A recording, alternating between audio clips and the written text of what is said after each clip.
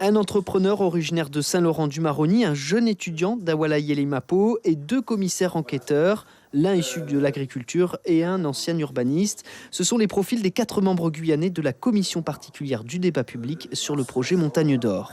4 hommes accompagnés de 2 membres de la commission nationale qui œuvrent dès à présent à la tenue en Guyane du débat tout en garantissant tous les critères d'indépendance.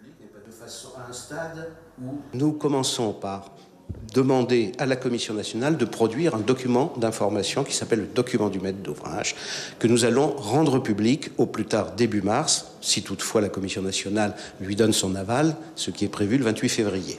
À une séance qu'elle tient une séance chaque mois, la Commission nationale.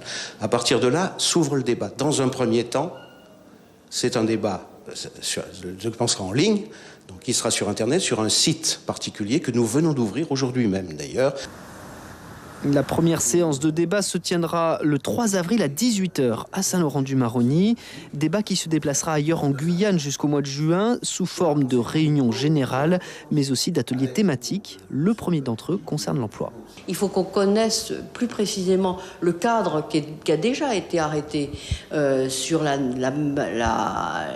les contraintes qui seront imposées, enfin en tout cas qui encadrent ces emplois. Il y a eu un travail qui a été fait et qui a débouché sur des conventions collectives, sur le travail en milieu isolé, puisque c'est bien une question importante qui est posée par les personnes. Et donc ça c'est quelque chose de tout à fait essentiel.